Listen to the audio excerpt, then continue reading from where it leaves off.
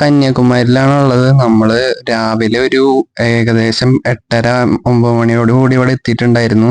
അപ്പൊ നമ്മള് ഗുരുവായൂരിൽ നിന്നാണ് ട്രെയിൻ കയറിയത്. ഒരാൾക്ക് ടിക്കറ്റ് ചാർജ് വരുന്നത് 130 രൂപയാണ്.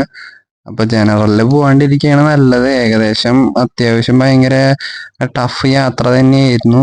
അപ്പൊ നമ്മള് ഏകദേശം ഇവിടെ എത്തിയിട്ടുണ്ട്. കന്യാകുമാരി വിവേകാനന്ദ പാറ ആ ഡയറക്ഷനിലോട്ടാണ് നമ്മൾ പോകുന്നത്.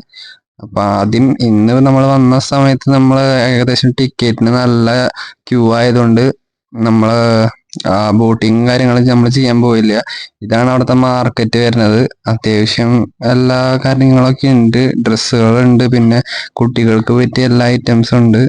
അപ്പൊ അത്യാവശ്യം കുഴപ്പമില്ലാത്തൊരു മാർക്കറ്റ് തന്നെയായിരുന്നത്.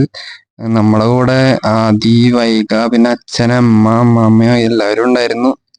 അപ്പൊ നല്ലൊരു എക്സ്പീരിയൻസ് ആണ് കന്യാകുമാരിയിൽ നമുക്ക് കിട്ടുക. ഒരാൾക്ക് ബോട്ടിങ്ങിന് ചാർജ് വരുന്നത് ഏകദേശം 75 രൂപയോളമാണ്. രാവിലെ 8 മണിക്കാണ് കൗണ്ടർ തുറക്കുക. അപ്പൊ അതുകൊണ്ട് നമ്മള് നേരത്തെ പോയി ക്യൂ നിന്ന് കഴിഞ്ഞാൽ അത്രയും നമുക്ക് പോസിബിലിറ്റി കൂടുതലായിരിക്കും ടിക്കറ്റ് കിട്ടാനായിട്ട്. നല്ല ക്രൗഡഡ് ആയിരുന്നു ആ സമയത്ത്. പ്രത്യേകിച്ച് ഓണ സീസൺ ആയ കാരണം അത്യാവശ്യം നല്ല രീതിക്ക് തന്നെ തിരക്കുണ്ടായിരുന്നു. ഇതാണ് കന്യാകുമാരിയിലെ വ്യൂ വരുന്നത് ഗൈസ്. ഒരു രക്ഷയില്ല.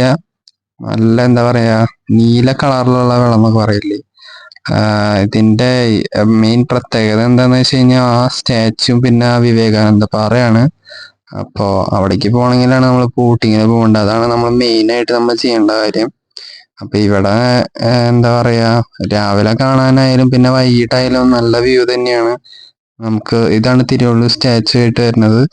പിന്നെ ഒരു രക്ഷയില്ല. ഈ കന്യാകുമാരിയിൽ നമുക്ക് കുറെ കാര്യങ്ങൾ എക്സ്പ്ലോർ ചെയ്യാനുണ്ടെങ്കിലും ഫസ്റ്റ് ആയിട്ട് നമ്മൾ കണ്ട ഈ തിരുവള്ളൂർ സ്റ്റാച്യു, അതും പിന്നെ നമ്മുടെ വിവേകാനന്ദ പാറയാണ് നമ്മൾ മെയിനായിട്ട് വിസിറ്റ് ചെയ്യേണ്ടത്. പിന്നെ വട്ടക്കോട്ട ഫോർട്ട് ഉണ്ട്.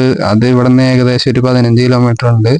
പിന്നെ 2 3 അമ്പലങ്ങളൊക്കെ ഉണ്ട്. അപ്പോൾ അത് അടുത്ത വീഡിയോയിൽ ഇടുന്നതായിരിക്കും. അപ്പോൾ ഇഷ്ടപ്പെട്ടെങ്കിൽ സബ്സ്ക്രൈബ് ചെയ്യുക.